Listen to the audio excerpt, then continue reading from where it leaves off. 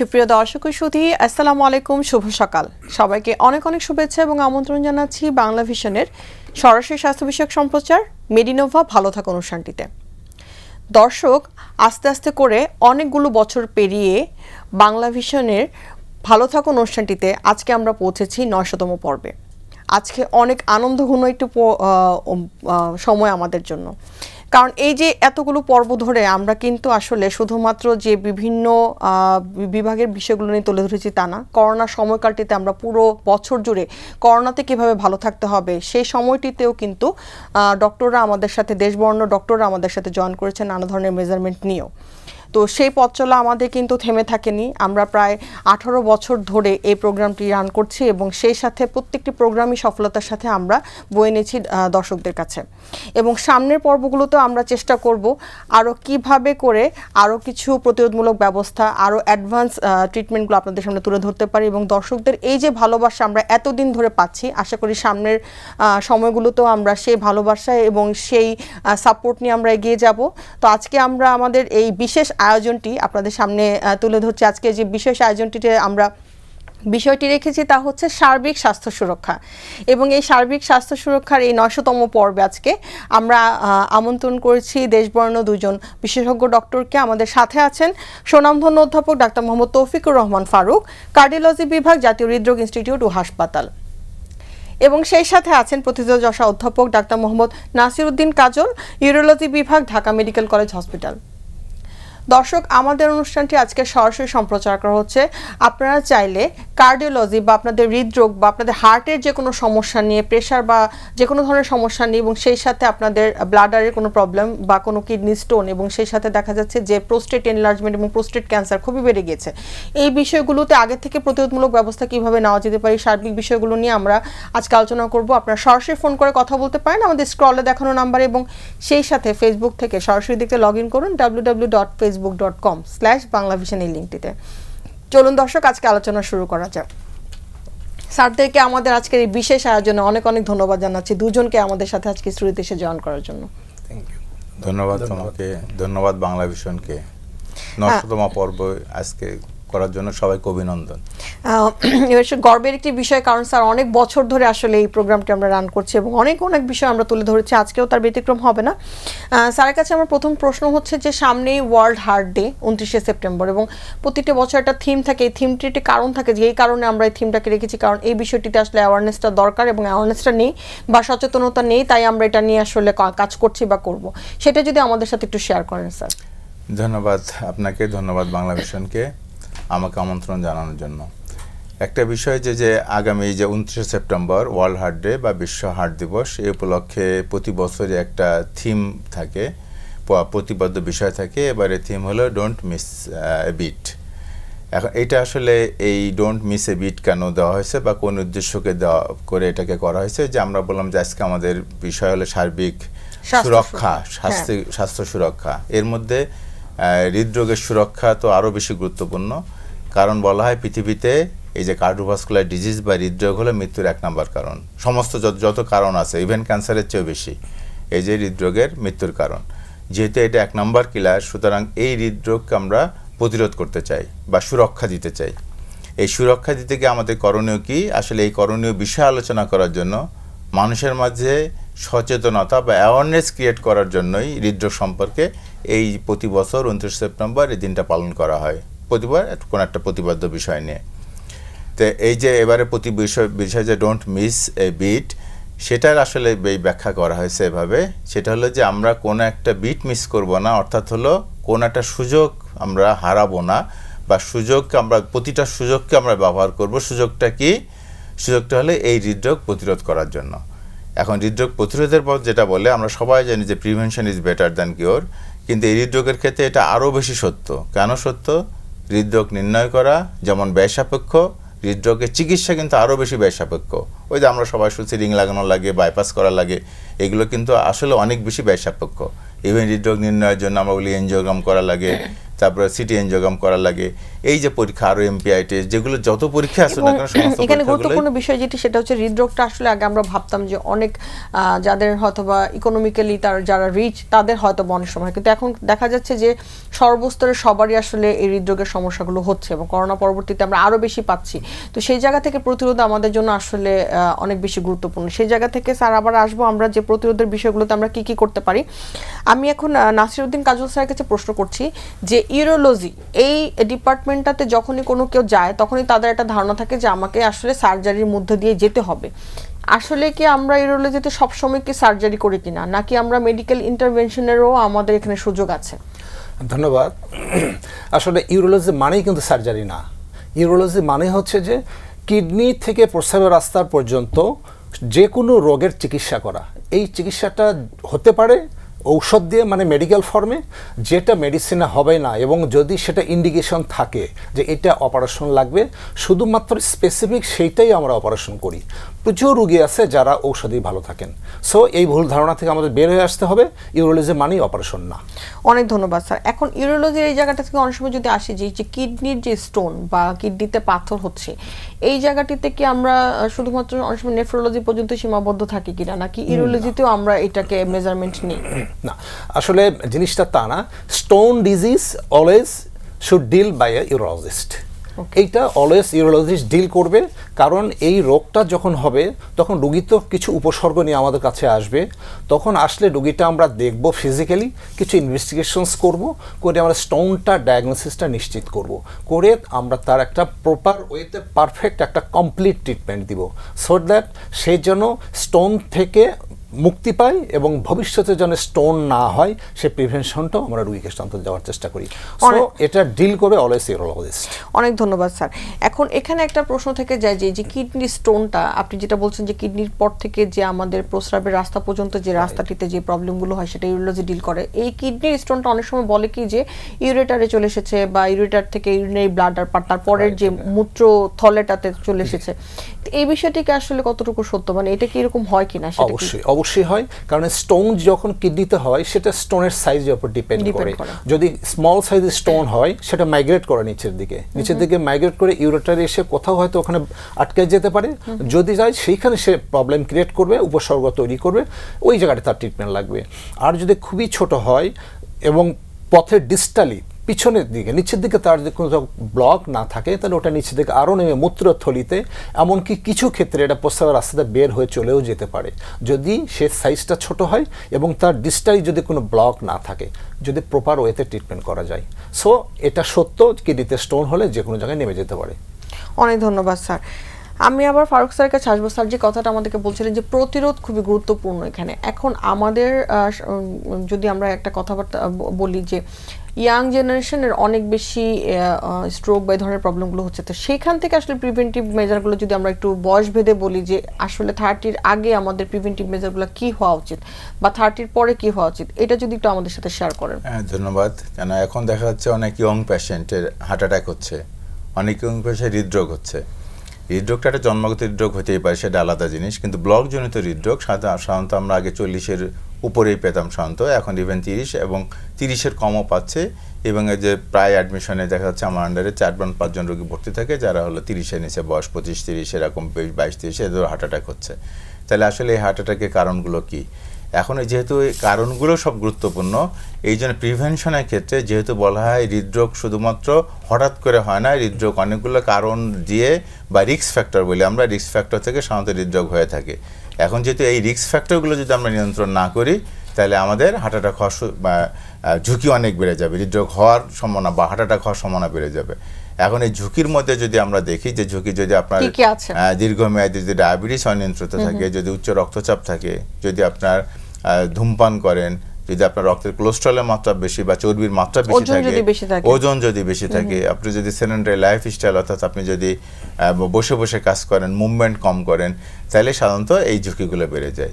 কিন্তু ইয়ং পেশেন্টের ক্ষেত্রে সাধারণত দেখা যায় অনেকে ধূমপান করেন না বা ধূমপান শুরু করেন নাই, বা কেউ কেউ ধূমপান আছে কিন্তু তাদের ডায়াবেটিস হয়তো নাই বা তাদের উচ্চ রক্তচাপও নাই, তাদের রক্তের কোলেস্টেরলের মাত্রা কোনো কোনো ক্ষেত্রে আবার স্বাভাবিক, কিন্তু এই রোগে হার্ট অ্যাটাক হচ্ছে তার বা হৃদরোগে ভুগতেছে। তার একটা অন্যতম প্রধান কারণ হলো আমাদের এই যে সেডেন্টারি লাইফস্টাইল। এখনকার যারা ইয়ং জেনারেশন আছে তারা সাধারণত বসে টেবিলে বসে ডিভাইসে সময় দিচ্ছে অনেক বেশি। এই ডিভাইস আসক্তি বলেন বা ডিভাইসে বসে থাকে, কারণ ডিভাইস সাধারণত আমরা হাতে নিয়ে সাধারণত হাতে কথা বলি না, বা আমরা ডিভাইসে যেটা সোশ্যাল মিডিয়াতে সময় দিচ্ছি বেশি। তাহলে এই যে জিনিসটা গুরুত্ব, যে সে মুভ করতেছে না, মুভ না করলে যেটা হবে তার ওজন বাড়বে, এবং ওজন বাড়বে। ওজনের সাথে একটা সবচেয়ে গুরুত্বপূর্ণ সম্পর্ক হলো আমার উচ্চ রক্তচাপ হওয়ার সম্ভাবনা বেশি, আমার কোলেস্ট্রলের মাত্রা বাড়ার সম্ভাবনা বেশি, আমার ডায়াবেটিস হওয়ার সম্ভাবনা বেশি, যেটা আমরা হচ্ছে মেটাবলিক সিনড্রোম বলি, এবং তার সাথে সাথে আমার হৃদরোগ হওয়ার বা ব্লক হওয়ার সম্ভাবনা অনেকখানি বেড়ে যায় এই যে যদি আমি অ্যাক্টিভ না হয়। আর সাথে সাথে এই যে বিশেষ করে খাবারের একটা যে ব্যাপারটা আছে, যে আমরা সহজে যে তাড়াতাড়ি কোনো ঝামেলা ছাড়া বলে যে খাবার না, আমরা অনেক সময় জাঙ্ক ফুড বলি, অনেক সময় ফাস্ট ফুড বলে যেটা, সেগুলো আমরা নিচ্ছি। এখানে ফাস্ট ফুডের সবচেয়ে খারাপ জিনিস যে জিনিসটা হলো যেখানে প্রচুর পরিমাণে কার্বোহাইড্রেট থাকে, এতে প্রচুর পরিমাণে ফ্যাট থাকে, বিশেষ করে হলো সম্পৃক্ত চর্বি, যেটা স্বাস্থ্যের জন্য ক্ষতিকর। এবং আরেকটা ক্ষতিকর জিনিস সেটা বলে ট্রান্স ফ্যাট। এটা হলো ওই যে খাবার তৈরি প্রসেসের মধ্যে দিয়ে এই ট্রান্স ফ্যাটগুলো তৈরি হয়, যেগুলো আমার স্বাস্থ্যের জন্য ক্ষতিকর। এগুলোর ফলে একটা ওজনও বাড়তেছে, 2 নম্বর হৃদরোগের যে আমাদের রক্তনালী যেটা আছে, রক্তনালী ক্ষতিগ্রস্ত করার যে মেকানিজমগুলো আছে, এন্ডোথেলিয়াল বলে, এন্ডোথেলিয়ামকে নষ্ট করার বা ডিসফাংশন করার যে প্রক্রিয়া আমাদের ব্লক শুরু হয়, এগুলো ত্বরান্বিত করতেছে, ফলে আমাদের ব্লকগুলো তৈরি হচ্ছে বেশি। এই কারণে একটা হলো ইয়ং জেনারেশন, আর একটা হলো ইয়ং জেনারেশনের কারণ, সেটা হলো যে বিভিন্ন ধরনের আসক্তি ইয়ং জেনারেশনে, বিশেষ করে হলো ড্রাগ অ্যাডিকশন। এই ড্রাগ অ্যাডিকশনগুলো দেখা যাচ্ছে যে ওই রক্তনালী তার কোনো ব্লকও নাই, কিন্তু এই ড্রাগের কারণে তার রক্তনালী সংকুচিত হয়ে তাকে হার্ট অ্যাটাক করতেছে। অনেক সময় দেখা যায় পরবর্তীতে আমরা এনজিওগ্রাম করে হার্ট অ্যাটাকের পরবর্তীতে, অথবা পোস্টমর্টেম অনেক সময় দেখা যায়, পোস্টমর্টেম করে অ্যানালাইসিস করে দেখা গেছে তাদের রক্তনালী স্বাভাবিক, কিন্তু সে হার্ট অ্যাটাকে মারা গেছে। তার একটা কারণ হলো অনেক সময় যে এই ড্রাগগুলো এর জন্য দায়ী। আর একটা হলো জিনিস যেটা হলো যে ওই যে বললাম সোশ্যাল মিডিয়া এবং অন্যান্য কিছু আমাদের যে লাইফ স্টাইল আমাদেরকে এক ধরনের রেসে মধ্যে, র্যাট রেস বলে আমরা, ইঁদুর দৌড়ের মধ্যে নিয়ে গেছে। আমাদের কোনো একটা বিষয় টার্গেট ফিক্স করতেছি, যে টার্গেটটা হয়তো আমার সামর্থ্যের বাইরে, ফলে এই যে সামর্থ্যের বাইরে টার্গেট ফিট করে আমাদের এক ধরনের স্ট্রেস তৈরি হচ্ছে।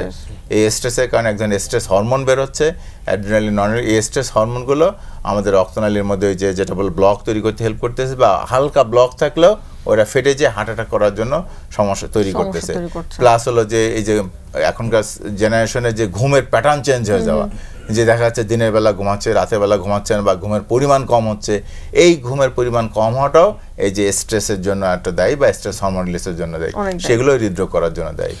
অনেক ধন্যবাদ স্যার। আমি আবারও একটু নাসিরউদ্দিন কাজল স্যারের কাছে ফেরত আসতে চাই। স্যার, যেটা সেটা হচ্ছে প্রোস্টেট, যে পার্টিতে ইউরোলজিস্টরা কাজ করে থাকেন, যেটা ডিল করেন, সেটা হচ্ছে প্রোস্টেটের আসলে কাজ কি, এবং কেন এটা মানে আস্তে আস্তে বড় হয়ে যায়, এনলার্জড হয়, বয়সের সাথে সাথে এটা কেন হয়? রাইট, ওকে, ধন্যবাদ। প্রোস্টেটের কাজ হচ্ছে এটা মেইনলি সেমিনাল ফ্লুইড তৈরি করে, অর্থাৎ পুরুষ মানুষের যে বীর্যটা থাকে এটার পরিমাণটা বাড়ে এবং এখানে নিউট্রিশন দেয়, যে জিনিসটা তার ফার্টিলিটির জন্য খুব বেশি দরকারি। ওকে, এখন এটা বড় কেন হয়? অ্যাকচুয়ালি এটা বড় কেন হয় এটার স্পেসিফিক কোনো কারণ এখনো জানা যায় না, তবে কিছু জিনিস চিন্তা করা হয়, যেমন বয়স একটা কারণ। বয়স যত বাড়তে থাকবে এটা তত বাড়তে থাকবে, এবং পুরুষ মানুষের যে একটা হরমোন থাকে টেস্টোস্টেরন, এই টেস্টোস্টেরনটা যখন কনভার্ট হয়ে ডাইহাইড্রো টেস্টোস্টেরন হয়, তখন এইটা তার রিসেপ্টরের সাথে ব্লক হয়, হওয়ার ফলে এইটা স্টিমুলেশন পেয়ে প্রোস্টেটটা ইনলার্জ হয়। আর আরও দুই একটা কারণ বলা হয়, সাধারণত কারণ যে ফ্যামিলি হিস্ট্রি থাকে, loss of apoptosis, but actually specific কোনো কারণ নেই। অনেক ধন্যবাদ স্যার। এবং আমরা যদি এটা বলি যে একটা টার্ম আছে, আমরা বলি যে বিনাইন প্রোস্টেট এনলার্জমেন্ট বা বিপিএইচ, একটা যে টার্মটা, এটা আসলে কি হলে পরে কেউ সবসময় ওষুধ খেতে হয় কিনা, কারণ এবং ওষুধ না খেলে কি ধরনের সমস্যা হতে পারে? আচ্ছা, প্রথম কথা হচ্ছে যে যদি বিনাইন এনলার্জমেন্ট প্রোস্টেট হয়, এটা কি অবস্থায় ধরা পড়লো তার উপর ডিপেন্ড করবে। প্রচুর ক্ষেত্রে আছে, অনেক ক্ষেত্রে আছে যে একটা রোগী অন্য কোনো রোগের জন্য ডাক্তারের কাছে গিয়েছেন, উনি পরীক্ষা করতে দিলেন, ইনভেস্টিগেশন করতে দিতে ধরা পড়লো প্রোস্টেট এনলার্জ, এত ওয়ারিড হওয়ার কিছু নেই। যদি কোনো সিমটম না থাকে কোনো ট্রিটমেন্ট লাগবে না। যদি সিমটম থাকে তাহলে সেই উপসর্গগুলো অ্যানালাইসিস করে আমাদের চিকিৎসা দিতে হবে। যদি তার উপসর্গগুলো আর্লি অবস্থায় থাকে, এত সিভিয়ার ফর্মে না, তাহলে আমরা তাকে ঔষধ দিয়েই সাধারণত ভালো করার চেষ্টা করি। এবং এখানে বলে রাখা ভালো যে মেজরিটি রোগী ঔষধেই ভালো থাকে। এর সঙ্গে আমরা কিছু উপদেশ দিই, পানি কেমন খাবে এটুকু পরিমাণ বলে দিই, ঔষধগুলো খাবেন, সবসময় সে ফলো আপে থাকবে। তাহলে ম্যাক্সিমাম ক্ষেত্রে আমরা অপারেশন লাগে না।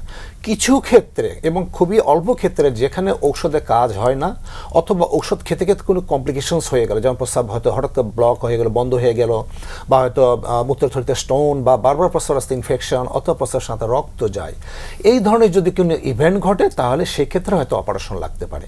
সো এখানে একটা জিনিস জেনে রাখা ভালো, সব ক্ষেত্রেই চিকিৎসা লাগে না, এবং যদি লাগে মেজরিটি ক্ষেত্রে ঔষধেই রোগী ভালো থাকা সম্ভব। অনেক ধন্যবাদ। ফারুক স্যারের কাছে আবার আসতে চাচ্ছি যে দেখা গেল যে শরীর খারাপ লাগছে, ঘাড় ব্যথা করছে বা বিভিন্ন ধরনের অসুবিধা সাইন সিমটমসগুলো থেকে মানুষ প্রেশার মেপে দেখে যে প্রেশার বেড়ে গিয়েছে 120 এবং 80 আমরা নর্মাল যেটাকে ধরি সেটা থেকে একটু বেশি হলো, তো সেইটা দেখা গেল যে কোনো একটা ফার্মেসি থেকে তার ওষুধ খেয়ে নিচ্ছে, পরের দিন প্রেশার ঠিক হয়ে গেছে। তো এইভাবে করে অনেকদিন চলতে থাকে, এটা কি আসলে কতটুকু ঠিক যে এই যে প্রেশার ওষুধ খেয়ে বন্ধ করে দিল আর ডক্টরের কাছে গেল না, এতে করে আসলে কি ধরনের জটিলতাগুলো হতে পারে? ধন্যবাদ আপনাকে, এটা খুবই গুরুত্বপূর্ণ প্রশ্ন একটা। এখন একটা জিনিস হলো যে উচ্চ রক্তচাপ। এখন উচ্চ রক্তচাপ আমাদের ক্ষেত্রে একটা ভুল ভ্রান্তি যেটা তৈরি করে, আমরা মনে করি উচ্চ রক্তচাপ থাকলে আমার সিমটম থাকবে, ঘাড়ে ব্যথা হবে, ঘাড়ে ব্যথা হলে আমরা ধরে নিই আমার প্রেশার বাড়ছে। এখন দেখা যায় 60 থেকে 70% ক্ষেত্রে যাদের উচ্চ রক্তচাপ আছে তাদের কোনো এই যে ঘাড়ে ব্যথা বা কোনো ধরনের কোনো সিমটম নাও থাকতে পারে। পরে এই রোগীগুলো যারা আসে পরবর্তীতে এগুলো জটিলতা নিয়ে আমাদের কাছে আসে, যেমন হার্ট অ্যাটাক নিয়ে, ব্রেন স্ট্রোক নিয়ে বা কিডনির সমস্যা নিয়ে আমাদের কাছে আসে। তাহলে এই যে এটা এই জন্য উচ্চ রক্তচাপকে বলে সাইলেন্ট কিলার বা নীরব ঘাতক। অর্থাৎ এই রোগী যদি আমাদের সময় মতো এই যে রক্তচাপ নিয়ন্ত্রণ না করে তাহলে পরবর্তীতে এই জটিলতাগুলো হবে, এবং যেহেতু তার সিমটম নাই সুতরাং তখন জটিলতা নিয়ে আমাদের কাছে আসবে।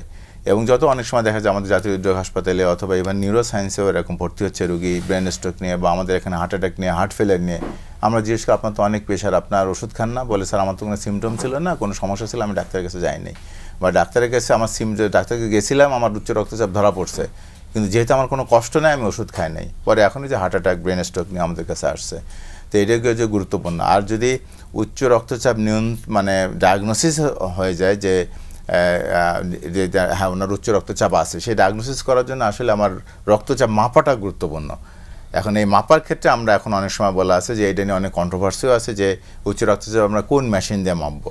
এখনকার রিকমেন্ডেড হলো যে অটো মেশিন যেগুলো আছে, অটোমেটেড মেশিন, এবং যেগুলো ভালো কোয়ালিটির, যেগুলো ভালো ব্র্যান্ডেড, যেগুলো এগুলো আবার ঠিক করা আছে যে কোনগুলো আসলে মাপা যাবে। তো ওই মেশিনগুলোতে যদি আমি মাপি তাহলে ওই মেশিনগুলোই এখন রিকমেন্ড করে সবার জন্য, বেশ করে যারা নন স্কিল পারসন বা স্বাভাবিক আমার যারা মানুষ যারা ডক্টর বা ডক্টর এর সাথে রিলেটেড না, এদের জন্য সাধারণত রিকমেন্ড করে যে এই অটোমেটেড মেশিন দিয়ে মাপতে পারবে। এখন মাপার ক্ষেত্রে এখন আছে, এখন আমি একটু দৌড়ায় আসলাম, আমি একটু স্ট্রেসে আসছি, আমি একটু টেনশনে আসি, আমার প্রেশার সাময়িক থাকতে পারে, কিন্তু এই জন্য একাধিকবার প্রেশার মেপে নিশ্চিত হয়ে তারপর আসলে প্রেশার ওষুধ লাগবে কিনা আমরা শুরু করি। আর প্রেশার ওষুধ শুরু করার আগে কিন্তু আমরা যেটা করি, অল্প যদি প্রেশার থাকে লাইফস্টাইল মডিফিকেশন বলি, হয়তো আবার ওজন কমানো, আপনাদের পাতে লবণ যাতে বেশি না খায়, তারপর হলো ফল শাকসবজি ফলমূল খায়, রেগুলার এক্সারসাইজ করে, এগুলো কিন্তু আমাদের রক্তচাপ নিয়ন্ত্রণে রাখে যদি অল্প প্রেশার হয়। আর প্রেশার যদি মাত্রা বেশি থাকে তখন আমরা ওষুধ শুরু করি। এখন যদি ওষুধ শুরু করি সাধারণত ওষুধটা বা বয়স বাড়ার সাথে সাথে ইউজুয়ালি এটা স্বাভাবিক নিয়ম যে আমাদের রক্তনালীগুলো শক্ত হতে থাকে এবং ডোজ বাড়তেই থাকে, এটাই স্বাভাবিক নিয়ম। বাট এখানে স্যার একটা জানার বিষয় আছে, অনেকের প্রশ্ন থাকে যে আমি প্রেশার ওষুধ খেলাম, খাওয়ার পর আমার ভালো প্রেশার ঠিক হয়ে গেল, নির্দিষ্ট মাত্রাতে চলে আসলো, কয়েক বছর পর দেখা গেল আমি যখনই প্রেশার মাপি আমার প্রেশারটা নির্দিষ্ট মাত্রাতেই থাকে, সেক্ষেত্রে কি আমি ওষুধ খেয়েই যাবো কিনা বা আমার বন্ধ করা যাবে কিনা? হ্যাঁ, ওটাই আসতেছি আমরা যে ওই সেই ক্ষেত্রে যেটা, যেহেতু আমি অনেক সময় বলি যে এটা ঘোড়ার রাশ টানার মতো, আমি লাগাম টানছি, ঘোড়া থেমে গেছে, আবার ছেড়ে দিলাম, বাড়তে শুরু করবে, ঘোড়া হাঁটতে শুরু করবে। তেমনি যদি আপনি প্রেশার ওষুধ ছেড়ে দেন তাহলে প্রেশার আবার আস্তে আস্তে বাড়তে শুরু করবে। সুতরাং আমাকে প্রেশার মাঝে মাঝে মেপে নিয়ে, যেহেতু এখন অটোমেটেড মেশিন আছে আমি বাসায় চেক করতে পারি, মেপে নিয়ে যদি আমার প্রেশার ওষুধে নর্মালের রেঞ্জের মধ্যে থাকে তাহলে এই ডোজে আমাকে মেনটেন করতে হবে। যদি দেখা যায় আমার প্রেশার বাড়তেছে তাহলে বুঝতে হবে যে আমাকে ওষুধের মাত্রা এটা যার কন্ট্রোল হচ্ছে না, তখন আমি ডাক্তারের কাছে যেতে হবে। ডাক্তার তখন আমাকে ওষুধ আবার অ্যাডজাস্ট করে দিবে। কোনো কারণে আমার প্রেশার কমে যেতে পারে, যেমন একটা ডায়রিয়া হয়েছে একটা মানুষের, বমি হচ্ছে, ব্লাড লস হয়েছে কোনো কারণে, সেখানে আমার প্রেশার কমে যেতে পারে। এখন কমে যদি যায় আমি ওইটাকে তাহলে কি আমি ওষুধ কন্টিনিউ করবো? তখন তো আমার ওষুধ বেশি কমে গেলে তো আবার ক্ষতি হবে। এই জন্য সাময়িকভাবে কোনো ক্ষেত্রে আমার প্রেশার ওষুধ বন্ধও রাখতে হতে পারে, কিন্তু সেই ডিসিশনটা দিবে আমার ডাক্তার। আমি যদি মনে করি আমি প্রেশার মাপতেছি, আমার প্রেশার কমে যাচ্ছে কোনো কারণে, ইভেন এখন যে সবচেয়ে কমনলি যেটা আমরা পাচ্ছি যে হালকা সর্দি ঠান্ডা কাশি জ্বর হচ্ছে যে সিজনাল, এরপরে দেখা যাচ্ছে প্রেশার কমে যাচ্ছে অনেক মানুষের, প্রেশার কমে মানুষ পড়েও যাচ্ছে। তো এখন এই যে প্রেশার কমে গেলে সেটা তো ওই সময়ের জন্য আমাকে কিছুদিন আবার প্রেশার বাড়ার জন্য আমাকে তো সময় দিতে হবে, এই জন্য কিছুদিনের জন্য তখন অফ রাখা দরকার হতে পারে, কিন্তু সেই ডিসিশনটা দিবে আসলে ওনার ফিজিশিয়ান বা ওনার ডাক্তার। অনেক ধন্যবাদ। আমি একটু স্যারের কাছে, কাজল স্যারের কাছে আবার আসছি যে ইউরিনারি ব্লাডারে যদি স্টোন হয় সেক্ষেত্রে কি আমরা মানে সার্জারি করে বের করি কিনা বা কোনো মেডিকেশন দিয়ে কি এটাকে আসলে কমিয়ে আনা যায় কিনা, এই ধরনের প্রশ্ন থাকে অনেকের। আচ্ছা, এখন যদি মূত্রথলিতে স্টোন হয় তাহলে আমরা অনেক কিছু চিন্তা করতে হবে। স্টোনের সাইজটা কত বড়, এটা একটা বড় ফ্যাক্টর, এবং তার প্রস্রাবের রাস্তা যেদিক দিয়ে ইউরিনটা বের হবে এই পথটার সঙ্গে তার রিলেশন কতটুকু। যদি স্টোন হয়, খুবই ছোট্ট যদি স্টোন হয়, যদি রাস্তাটা ব্লক না থাকে তাহলে অনেক সময় হয়তো চলে যায়, কিন্তু মেজরিটি ক্ষেত্রে যায় না। কারণ একটা কথা জানতে হবে, মূত্রথলির যদি স্টোন হয় এটা সাধারণত তার পথে যে ব্লক থাকার কারণেই সাধারণত হয়, অথবা উপর থেকে কিডনি থেকে যদি স্টোন নেমে আসে ম্যাগনেটিক স্টোন হয়। সো ম্যাগনেটিক স্টোনটাও কিন্তু সবসময় যাবে তা না, এখানে স্টে করতে পারে, থাকতে পারে। সো কিছু ক্ষেত্রে হয়তো চলে যায়, তবে মূত্রথলির স্টোন ম্যাক্সিমাম ক্ষেত্রেই অপারেশন লাগে। তবে এখানে একটু কথা বলে রাখা ভালো যে এখন আমরা সাধারণত কেটে করি না, আমাদের ইনস্ট্রুমেন্ট আছে, আমরা এন্ডোস্কোপি দিয়ে প্রস্রাবের রাস্তা যে চিকন ছিদ্র এই দিক দিয়ে আমরা ইনস্ট্রুমেন্ট ঢুকিয়ে আমরা ওই পাথরটাকে ক্রাশ করে বের করে নিয়ে চলে আসি। সো এখন মূত্রথলির স্টোন যে চিকিৎসাটা এখন অনেক সহজ আমাদের জন্য এবং রোগীদের জন্য। সবচেয়ে সুসংবাদ যে এখন আর কেটে করতে হয় না, যে ভয়টা মানুষ পায় যে আমরা অপারেশন করবো, এত বড় কাটবে, ব্যথা হবে, এটা হবে, নো। এখন মেজরিটি ক্ষেত্রে আমরা এটা ইনস্ট্রুমেন্টে অপারেশন করি এবং জাস্ট একদিনের জন্য ল্যাপারোস্কোপি মানে এন্ডোস্কোপি বলি আমরা, সিস্টোলিথোলাপেক্সি মানে আরেকটা এন্ডোস্কোপি আছে যেটা প্রস্রাবের রাস্তাতে ঢুকে দিয়ে স্টোনটাকে আমরা ক্রাশ করে বের করে চলে আসি। অনেক ধন্যবাদ স্যার।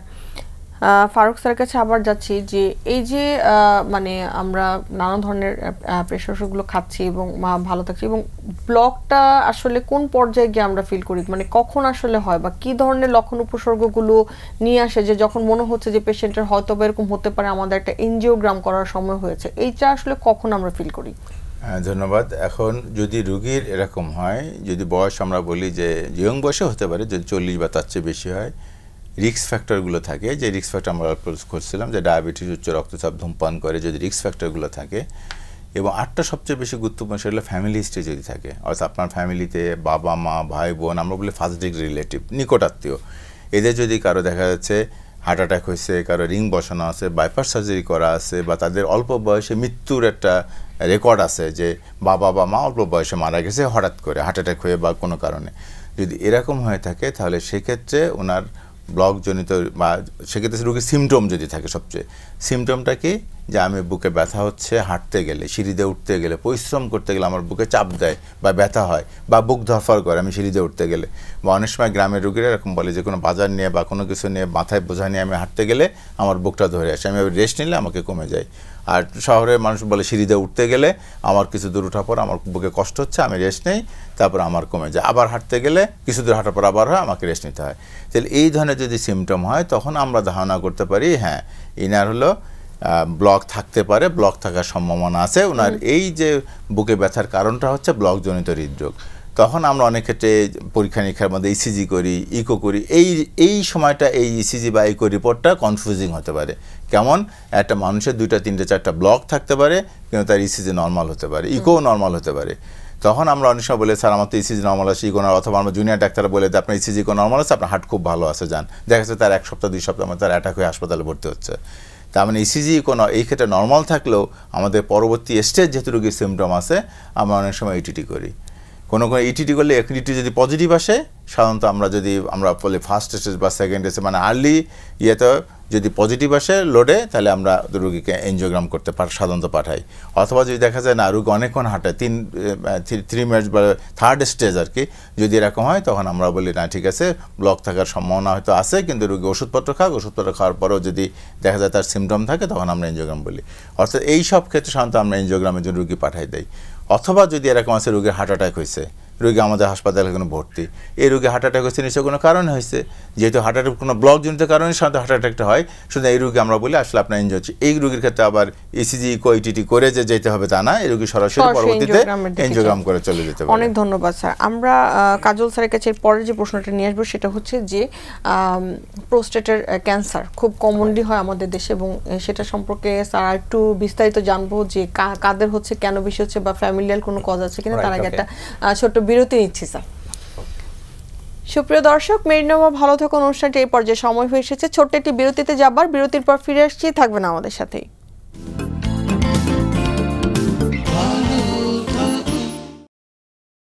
সুপ্রিয় দর্শক, বিরতি শেষে আবারও ফিরে এলাম মেরিনোভা ভালো থাকুন অনুষ্ঠানটিতে। দর্শক, আজকে আমরা দাঁড়িয়ে আছি 900তম পর্বে, এবং অনেক আকাঙ্ক্ষার একটি বিষয়, কারণ অনেক বছর ধরে আমরা কিন্তু এই প্রোগ্রামটি রান করেছি, এবং আজকের যে বিষয়টিতে আমরা কথা বলছিলাম যে সার্বিক স্বাস্থ্য সুরক্ষা, যেখানে আমরা হৃদরোগের নানা বিষয় তুলে ধরছি, এবং সেই সাথে ইউরোলজি বিভাগে যে আমরা কাজগুলো করি সেটা হচ্ছে কিডনি স্টোন বা ইউরিনারি ব্লাডার স্টোন বা প্রোস্টেট এনলার্জমেন্টে আমরা কি করতে পারি, প্রোস্টেট ক্যান্সারে কি করতে পারি, সেই বিষয়গুলো আজকে আমরা জানার চেষ্টা করছি। আমাদের সাথে থাকবেন। আমরা আবার নাসিরউদ্দিন কাজল স্যারের কাছে আসছি। স্যারের কাছে যে আমার প্রশ্নটি সেটা হচ্ছে প্রোস্টেট ক্যান্সার, এটা কি স্যার জেনেটিক কিনা বা বংশগত কিনা, বা এটা সম্পর্কে যদি একটু আমাদেরকে বলেন। প্রোস্টেট ক্যান্সার এটা খুব কমন একটা ক্যান্সার, এবং বিভিন্ন ডেটা বিভিন্ন স্টাডিতে দেখা যায় যে মানুষের যতগুলো ক্যান্সার হয়, পুরুষ মানুষ এটা সেকেন্ড কমনেস্ট ক্যান্সার। সো এটা অনেক ইম্পর্ট্যান্ট একটা ইস্যুস, যেটা সবাই মাথায় রাখতে হবে। এটা অ্যাকচুয়ালি কোনো কারণ জানা যায় না, তবে এটা হওয়ার পিছনে কারণ হচ্ছে টেস্টোস্টেরন, যেটা পুরুষদের হরমোন একমাত্র। এটাই হচ্ছে তার মেইন কারণ, এবং এটাই হচ্ছে ফুয়েল। এই ফুয়েল, গাড়ি যেমন ফুয়েল দিয়ে চলে, জাস্ট এটা হলেই সাধারণত ক্যান্সার হয়ে থাকে। তবে রিস্ক ফ্যাক্টর কিছু আছে, এই রিস্ক ফ্যাক্টরগুলো আমরা কনসিডার করি। কমন যেটা এইজ, বয়স যত বাড়তে থাকে তত ক্যান্সারের রেটটা মানে ইনসিডেন্সটা তত বাড়তে থাকে। এইটা একটা ফ্যামিলি হিস্ট্রি যদি থাকে তাহলে সেখানে হওয়ার পসিবিলিটি অনেক বেশি থাকে। আরও কিছু ফ্যাক্টর আছে, যেমন তার ডায়েটারি হ্যাবিট, যারা খুব রিচ ফুড খান, ফ্যাটি ফুড খান, ক্যান ফুড খান বা প্রসেস ফুড, তাদের বেশি হওয়ার পসিবিলিটি থাকে। আর যারা খুব ওবেস পারসন, যারা খুব যদি বাল্কি থাকে তাহলে এটা হয়। যারা একদম চুপচাপ, যারা সবসময় বসে থাকেন, কোনো এক্সারসাইজ নেই, এই সমস্ত রোগদের সাধারণত বেশি হয়ে থাকে। এক্ষেত্রে আমরা যদি আর্লি স্টেজে ধরা পড়ে বা শুরুতেই ধরা পড়ে, সেক্ষেত্রে আমরা কি ধরনের মেজারমেন্টগুলো নিয়ে থাকি? আচ্ছা, এটা যদি আর্লি শুরু পড়ে তাহলে এটা ট্রিটমেন্টটা খুব ভালো ট্রিটমেন্ট আছে। আর্লি শুরু করলে এটা দুই ধরনের ট্রিটমেন্ট আছে। একটা আমরা অপারেশন করি, এটা একেবারে রেডিক্যাল প্রস্টাটেক্টমি, অর্থাৎ যে অঙ্গেতে, অর্থাৎ যে প্রস্টেটে তার ক্যান্সার হয়েছে, এই প্রস্টেট এবং প্রস্টেটের আশেপাশে যে সমস্ত লিম্ফ নোড থাকে আমরা সমস্তগুলো অপারেশন করে ফেলে দিলে রোগী একদম কিওর হয়ে যায়। আবার বলছি, এটা খুব কিউরেবল ডিজিজ যদি আর্লি স্টেজে ধরা পড়ে। তবে এখানে আরেকটা ট্রিটমেন্ট অপশনস আছে। যদি কোনো রোগী মনে করেন যে আমি অপারেশন করব না, তাহলে সে রেডিক্যাল রেডিওথেরাপি নামে একটা ট্রিটমেন্ট আছে, এটা সে নিতে পারে। এটা নিলেও রোগী ভালো থাকে। সো আর্লি স্টেজে ধরা পড়া মানে হচ্ছে রোগীর একটা কিউরেবল ট্রিটমেন্ট পসিবল, যে কোনো ফর্মে হোক না কেন।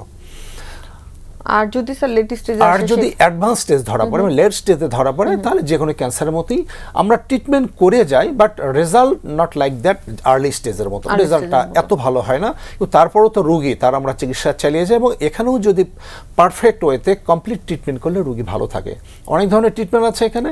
এর মধ্যে সাধারণত আমরা যেটা করে হরমোন থেরাপি দিই। ওই যে টেস্টোস্টেরন যেহেতু কালপ্রিট, সার্জিক্যাল যে বিষয়টা সেটা কি স্যার শুরুর দিকেই থাকে? শুরুর দিকেও থাকে, অ্যাডভান্স স্টেজেও থাকে। অ্যাডভান্স স্টেজেও থাকে কেন? কারো যদি দেখা যায় হয়তো প্রস্রাব বন্ধ হয়ে গেল হঠাৎ করে, সেখানে আমরা হয়তো হরমোনাল অ্যাবলেশন করলাম, করার পরও রোগী বারবার রিফ্র্যাক্টরি রিটেনশন হচ্ছে, সেক্ষেত্রে হয়তো চ্যানেল টিআরপি লাগতে পারে। এইরকম কিছু ক্ষেত্রে হয়তো লাগতে পারে, অ্যাডভান্স স্টেজে হয়তো লাগতে পারে। তবে অ্যাডভান্স স্টেজে সাধারণত আমাদের যেটা হরমোনাল থেরাপি আমরা করি, অ্যাবলেশন করি। এই হরমোনাল অ্যাবলেশন সাধারণত মেডিকেল ফর্মেও করা যায়, সার্জারি ফর্মেও করা যায়। ইউরিনারি ইনকন্টিনেন্স একটা টার্ম আছে স্যার, যে পেশাবটাকে ধরে রাখতে না পারা। অনেকগুলো ফিজিওলজিক্যাল কজে হতে পারে, বাট কিছু মেডিকেল কজেও ক্লিনিক্যাল কারণও থাকে। সেটা একটু আপনার কাছে এসে জানবো যে কাদের হয়, এবং হলে পরে আসলে আমরা তখন কিভাবে এটাকে ম্যানেজ করি বা কি ধরনের মেজারমেন্ট নিতে পারি, সেটা একটু স্যার জানবো। আমি আবার ফারুক স্যারের কাছে আসছি যে দেখা যাচ্ছে কি যে বলা হলো যে আপনার হার্টে রিং পরাতে হবে, তো রোগী তো আসলে অসুস্থ থাকে কিন্তু তার সারাউন্ডিং যে ফ্যামিলি মেম্বাররা থাকেন বা অ্যাসিস্ট্যান্ট যারা থাকেন তাদের মনের মধ্যে একটা দ্বিধাদ্বন্দ্ব বা ডিলেমা তৈরি হয় যে আসলে কোথায় গিয়ে রিংটা লাগাবে, এখানে অথবা বেশি দাম চাচ্ছে, আরেক জায়গায় গেলে মনে হয় একটু কম দাম চাবে, তারা অন্যান্য অনেক জায়গায় ডিসকাশন করা শুরু করে। তো এই জায়গাতে আপনার মতবাদটা কি আসলে হার্টের রিং এর দাম বা কম দাম এটার উপর কি ভালো খারাপ নির্ভর করে কিনা? ধন্যবাদ। আসলে রিং লাগানোর যদি আমরা বলি যে সাধারণত কোন ক্ষেত্রে আমরা রিংটা লাগাই, তারপর আমরা ওইটাতে আসি দাম টামের ব্যাপারে। সাধারণত দেখা যায় যদি ব্লকের মাত্রা 70% উপরে হয় তখন সাধারণত আমরা রিং লাগাই। অর্থাৎ হলো যে রক্ত প্রবাহ যখন বাধা সৃষ্টি করে বেশি, যখন রোগীর সিমটমও হচ্ছে তখন আমরা সাধারণত রিং লাগাই থাকি। এখন এই রিং লাগানোর ক্ষেত্রে অনেক সময় দেখা যায় একটা ব্লক, দুইটা ব্লক বা তিনটা ব্লক থাকলেও রিং লাগানো যায়। কখনো দেখা যায় মেইন রক্তনালীতে বা এমন কোনো জায়গায় বা এত বেশি ব্লক আছে যেখানে আমার রিং লাগালে রিংয়ের সংখ্যা বেশি হওয়ার কারণে রোগীর খরচ বেশি হবে, তখন সেই ক্ষেত্রে আমরা সাধারণত সার্জারি পাঠাই দিই। অথবা দেখা যায় ব্লক আছে সাথে ভালভের সমস্যা আছে, তো একই সাথে ভালভও চেঞ্জ করতে হবে, ব্লকেরও চিকিৎসা দিতে হবে। তো সেই ক্ষেত্রে আলাদাভাবে না করে অনেক সময় আমরা সার্জনের কাছে দিয়ে দিই, ওরা বাইপাস সার্জারি করে একসাথে ভালভও লাগাই দেয় এই ক্ষেত্রে। তো এই যে ব্লকের যে আমাদের চিকিৎসা, অথবা কোনো ক্ষেত্রে ব্লকের মধ্যে 70% কম থাকলে বা এমন জায়গায় ব্লক আছে বা ডিফিউজ ব্লক আছে যেগুলোতে আসলে রিং লাগালে বা বাইপাস করলে রোগী উপকার পাবে না তেমন, সেই ক্ষেত্রে আমরা সাধারণত ওষুধের চিকিৎসাও দিয়ে থাকি, ওষুধ চিকিৎসা করা হয়ে থাকে। এখন রিং লাগানোর ক্ষেত্রে যে দামের যে ব্যাপারটা আছে, সেই দামের যেমন আমাদের যদি বলি মোবাইল ফোন বা টিভির বিভিন্ন ধরনের দাম আছে, এটা ডিপেন্ড করতে বিভিন্ন জেনারেশনের উপরে বা বিভিন্ন স্পেসিফিকেশনের উপরে সাধারণত দামটা নির্ভর করে। তেমনি নতুন জেনারেশন যখন স্ট্যান্ড আসে তখন সাধারণত এই স্ট্যান্ডগুলোর মোটামুটি দাম একটু বেশি হয়ে থাকে। কিন্তু যদি আমরা গ্রসলি ভাগ করি সাধারণত স্ট্যান্ড দুই ধরনের থাকে। এর আগে বেয়ার মেটাল স্ট্যান্ড ছিল, অর্থাৎ যেগুলোতে ওষুধ লাগানো ছিল না, আর এখন হলো আমরা রেগুলেটিং স্ট্যান্ড বলি বা ডিএস বলি। এখনকার যত স্ট্যান্ড অ্যাভেলেবেল আছে সমস্ত স্ট্যান্ডে সাধারণত ওষুধ লাগানো, এবং এই অন্যান্য যেসব স্ট্যান্ড যে ছিল আগে বেয়ার মেটাল স্ট্যান্ড, এগুলো এখন মার্কেট থেকে এখন চলে গেছে, যেগুলোতে আসলে ব্লক হওয়ার সম্ভাবনা বেশি থাকতো। আর এখনকার যে রিংগুলো আছে সেই রিংগুলো ব্লকের মাত্রা সাধারণত খুব কম থাকে, হওয়ার সম্ভাবনা কম থাকে। কিন্তু যেটুক হয় হলো যে এইরকম অরিজিন হিসাবে কিছু দামের পার্থক্য থাকে, যেমন ইউরোপিয়ান অরিজিন যদি হয়, মানে ইউরোপিয়ান কান্ট্রিগুলো যদি থাকে তাদের অরিজিন দাম একটু কম থাকে, আমেরিকান অরিজিন হলে একটু সাধারণত বেশি থাকে, ইন্ডিয়ান অরিজিন হলে সাধারণত দাম আরও একটু কম থাকে। সুতরাং এখন চায়না পাওয়া যায়, কোরিয়ান পাওয়া যায়, বিভিন্ন এরকম স্ট্যান্ড অ্যাভেলেবেল। এদের স্ট্যান্ডগুলোতে আবার প্রাইস একটু কম থাকে, কারণ বিভিন্ন ধরনের আবার এর সাথে শুল্কর ব্যাপার আছে, বিভিন্ন কারণে একটু স্ট্যান্ডের দাম কম হয়ে থাকে। কিন্তু যে বিষয় ইন্টারেস্টিং ব্যাপারটা হলো, যদি আপনি একই ধরনের স্ট্যান্ড ঠিক করেন যে আমি এই স্ট্যান্ড লাগাবো একটা যে ব্র্যান্ডের, এই স্ট্যান্ডের মূল্য ফিক্সড করা, বাংলাদেশের সব জায়গায় একই মূল্য পাওয়া যাবে, কেন আমাদের যে ড্রাগ অ্যাডমিনিস্ট্রেশন সমস্ত স্ট্যান্ডের মূল্য ফিক্সড করে দিছে। এখন একটা খরচের ব্যাপার আছে, স্ট্যান্ড লাগাতে শুধু স্ট্যান্ড তো আমরা লাগাই না, লাগানোর সাথে আমাদের স্পেশাল কিছু তার লাগে দামি, ওখানে বেলুন লাগে।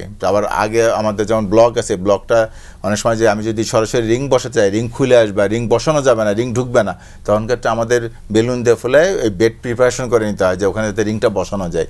তো সুতরাং এই ক্ষেত্রেও হলো বেলুনের দাম আসে, রিংয়ের দাম আসে, সাথে ওষুধের খরচ আছে। আবার যে ক্যাথল্যাবের সাথে, ক্যাথল্যাবও কস্টলি, একটা ক্যাথল্যাবে খরচ পড়ে 10 কোটি টাকা। সুতরাং এই যে সমস্ত কিছু খরচ মিলে একটা আবার অপারেশন চার্জ বলে, ওটি চার্জ বলে, ওখানে অপারেশন চার্জ থাকে। এই চার্জটা বিভিন্ন হাসপাতাল হিসেবে বিভিন্ন রকমের, প্রাইভেট হাসপাতালগুলো স্বভাবতগুলো বেশি থাকে, আর আমাদের জাতীয় হৃদয় হাসপাতাল, সরকারি হাসপাতালে এই খরচটা সাধারণত খুব কম হয়ে থাকে। ফলে দেখা যাচ্ছে কোনো একটা রিংয়ের ক্ষেত্রে অনেক সময় ব্যবধান যেটা হয় খরচের ক্ষেত্রে 60-70 হাজার টাকা প্রায় একটা রিংয়ের ক্ষেত্রে ব্যবধান হয়ে থাকে। এটা আসলে গভর্নমেন্ট সুবিধা দেওয়ার কারণে, এটা আমাদের গভর্নমেন্টের সুবিধার জন্য আমাদের সাধারণত ওখানে ওটি চার্জ কম হওয়ার জন্য রোগীরা এই অ্যাডভান্টেজ পায়। কিন্তু রিংয়ের দাম একটা যে কোনো একটা ব্র্যান্ড আপনি ঠিক করবেন যে এই রিংটা আমি লাগাবো, এই রিংয়ের দাম সারা বাংলাদেশে একরকম। অনেক অনেক অনেক ধন্যবাদ স্যার। আমরা আবারও একটু নাসিরউদ্দিন স্যারের কাছে আসছি। স্যার, একটা প্রশ্ন ছিল যে পেশাবটাকে ধরে রাখতে না পারা, এটা অনেকেই ফিল করেন এরকম, তো এটা কি কিছু কিছু ব্যাপারে এটা খুব তাড়াতাড়ি ঠিক হয়ে যায়, আবার কিছু কিছু ব্যাপারে এটা মানে কোনো একটা অসুখের কারণে বা কোনো একটা মেডিকেল কজের কারণে হয়ে থাকে, সেটা যদি একটু দর্শকদের সাথে শেয়ার করেন। এই যে প্রস্রাব যে পড়ে যাওয়া, অর্থাৎ নিজের অজান্তে প্রস্রাব চলে যাওয়া, কাপড় নষ্ট হয়ে যাওয়া, পড়ে যাওয়া, এটাই বলি আমরা ইনকন্টিনেন্স। এইটা আপনি বললেন যে কিছু ক্ষেত্রে খুব কুইক ভালো হয়ে যায়, অনেক ক্ষেত্রে হয় না। এই যে অল্প শর্ট টাইম যেটা থাকে এটাকে আমরা বলি ট্রানজিয়েন্ট ইনকন্টিনেন্স। আর যদি এর চেয়ে বেশি থাকে তাহলে আমরা এটা বলি যে লং টার্ম যে ইনকন্টিনেন্সগুলো থাকে। তো এর আসলে অনেকগুলো কারণ আছে, কারণগুলো বের করতে হয়। তো এটা কমনলি ফিমেলদের বেশি হয়, মেলদের হয় না তা বলবো না, পরিমাণে কম, ফিমেলদের বেশি হয়। তো ফিমেলদের অনেকগুলো কারণ থাকে, এর মধ্যে সে কী পরিমাণ পানি খায়, সে ইউরিন হোল্ড করে বেশি টাইম কিনা, এগুলো, তার প্রস্রাবে ইনফেকশন থাকলে এটা হতে পারে। তারপর যেটা হয়, ফিমেলদের যদি প্রেগনেন্সি হয় তাহলে থাকতে পারে। আর বয়স্ক মহিলাদের হরমোনাল ইমব্যালেন্সের কারণে অথবা তার পেরিনিয়াম ল্যাক্সিটির কারণে অনেক সময় স্ট্রেস ইউরিনারি ইনকন্টিনেন্স হয়, অনেক সময় আর্জ ইনকন্টিনেন্স থাকতে পারে, অনেক সময় মিক্সড ইনকন্টিনেন্স থাকতে পারে। এমনকি তার যদি নিউরোপ্যাথি ব্লাডার থাকে তাহলে হতে পারে। দেখা যাবে যে অনেক রুগী আছে তার হয়তো স্পাইন ইঞ্জুরি হয়েছে বা স্পাইনে একটা অপারেশন হয়েছে, বাট তার কোনো নিউরোলজিক্যাল প্রবলেম আছে, এগুলোর কারণে হতে পারে। কিছু ক্ষেত্রে ঔষধ কিছু খেলেও হতে পারে। অনেক সময় আমরা শরীরে পানি আসছে, আমরা পানিটা বের করার জন্য ডায়ুরেটিক্স দিয়ে দিই, ল্যাক্সিক্স নামে একটা ওষুধ দিয়ে দিই। এই ওষুধগুলো খেলে অনেক সময় রুগী ধরে রাখতে পারে না, প্রস্রাব পরে কাপড় নষ্ট হয়ে যায়। আর কিছু বয়স্ক মানুষ আছে যে যাদের ফাংশনাল কজ এগুলো আমরা বলি, হয়তো একটা বয়স্ক মানুষ তার প্রস্রাবের বেগ হয়েছে, উনি যে ওয়াশরুমে যাবেন উনি হয়তো একা যেতে পারেন না, ওনাকে নেওয়ার মতো কোনো লোক নেই, দেখা যাবে উনি যেতে পারলেন, ওখানে হয়তো তার ইনকন্টিনেন্সটা হয়ে গেল। এই সমস্ত অনেকগুলো জিনিসই আমার কনসিডারেশন আনতে হয় ইনকন্টিনেন্স। তবে এখানে একটা জিনিস বলে রাখা ভালো যে কেন ইনকন্টিনেন্স হয় এটা আমরা তার ইনভেস্টিগেশন করে তার হিস্ট্রি নিয়ে এক্সামিন করে বের করার চেষ্টা করি, এবং যে কারণটা ধরা পড়ে সে কারণ হিসেবে আমাদের চিকিৎসা করতে হয়। মানে এখানে ট্রিটমেন্ট অ্যাকর্ডিং টু কজ হিসেবে। আর যাদের ক্ষেত্রে স্যার আমরা বলছিলাম যে বিপিএইচ বা প্রোস্টেট এনলার্জমেন্ট থাকে, তাদের ক্ষেত্রেও কি এটা অনেক বেশি মাত্রা হয়ে থাকে কিনা? ওকে, এখন প্রোস্টেট বড় হলেও এটা হতে পারে। যদি প্রোস্টেট বড় হয় তাহলে যেটা হবে, প্রোস্টেট বড় হলে যদি তার ওভারঅল ইনকন্টিনেন্স হয়, অর্থাৎ প্রোস্টেট বড় হওয়ার কারণে তার প্রস্রাব ক্লিয়ার হয় না, দীর্ঘদিন ধরে প্রস্রাবটা জমে থাকে মূত্রথলিতে, একটা টাইমে গিয়ে এই যে জমে থাকে প্রস্রাবটা এটা আস্তে আস্তে আস্তে পড়তে থাকে, এটি বলে আমরা ইনকন্টিনেন্স। আর কিছু ক্ষেত্রে হয় যে হয়তো তার প্রোস্টেট বড় আছে, তার সাথে হয়তো তার সুপারআইড ইনফেকশন হলো, অনেক সময় এই কারণে ইনকন্টিনেন্স হতে পারে। অথবা আর একটা টার্ম আছে ওভার অ্যাক্টিভ ব্লাডার, যা ডেট্রোসাইন স্টেবিলিটি বলে। এইরকম একটা ডিজিজ যদি থাকে তাহলে প্রোস্টেটের সাথে অ্যাসোসিয়েটেড এটা থাকলে ইনকন্টিনেন্স হতে পারে। এই ক্ষেত্রেও আমরা ট্রিটমেন্ট করব, প্রোস্টেট তো আছেই, তার সাথে ইটিওলজিটা বের করার চেষ্টা করব।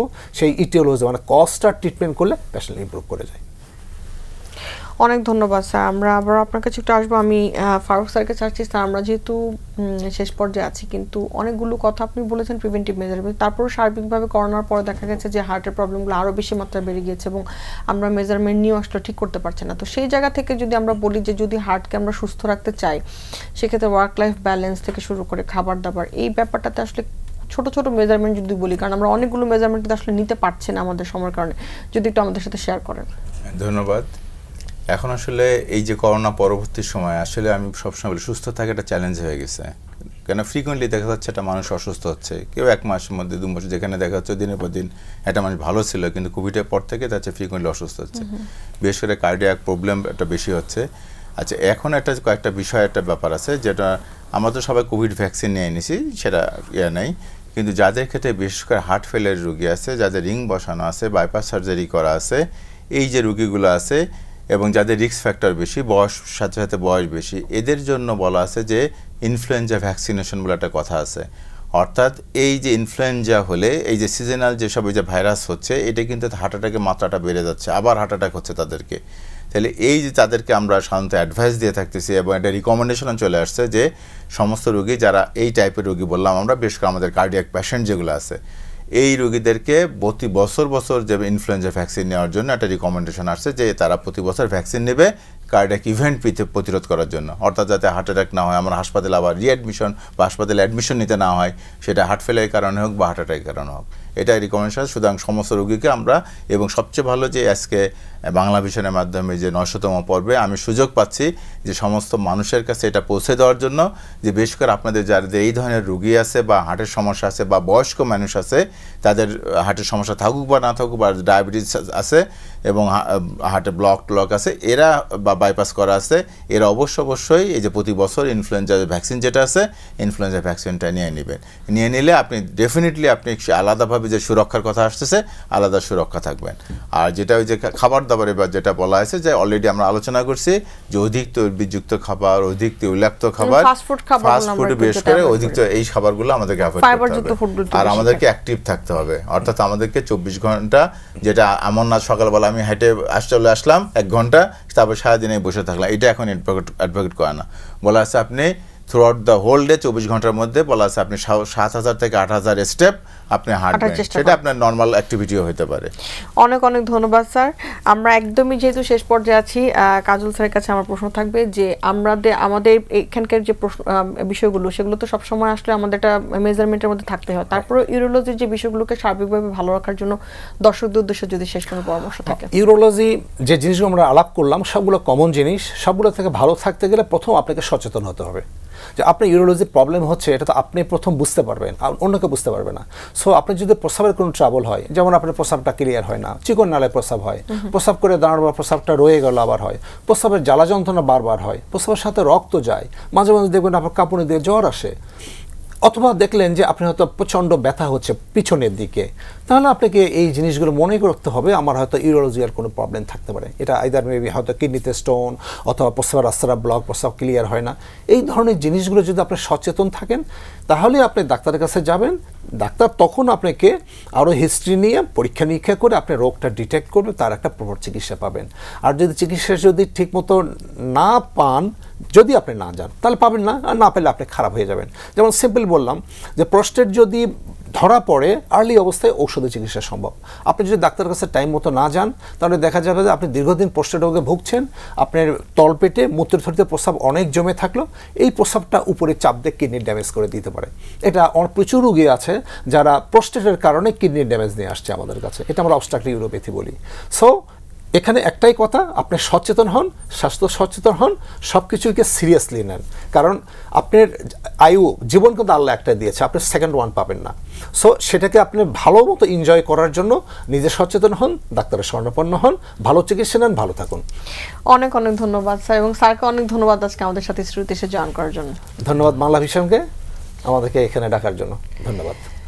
সুপ্রিয় দর্শক, মেরিনোভা ভালো থাকুন অনুষ্ঠানটি আজকে 900তম পর্বে আমরা অনেকগুলো গুরুত্বপূর্ণ বিষয় নিয়ে জেনেছি, এবং আগের পর্বগুলোতেও সবসময় চেষ্টা করেছি যে আপনাদের সামনে বিভিন্ন ধরনের প্রিভেন্টিভ মেজার এবং অ্যাডভান্স ট্রিটমেন্টগুলো তুলে ধরার জন্য, এবং এই যাত্রা আমাদের আসলে সামনের সময়গুলোতেও থাকবে। আশা করি আমরা আপনাদের এই ভালোবাসা বই নিয়ে আরও সামনের পর্বগুলোতে আরও নতুন নতুন বিষয় আপনাদের সামনে তুলে ধরার চেষ্টা করব, যেখানে কিনা আপনারা সেগুলো জানতে পেরে হয়তো বা সচেতন হবেন, সুস্থ থাকবেন এবং ভালো থাকবেন, সেই প্রত্যাশা আজকে আমরা শেষ করছি। আবার দেখা হবে আগামী পর্বে, ততদিন পর্যন্ত সুস্থ থাকুন এবং অবশ্যই ভালো থাকুন।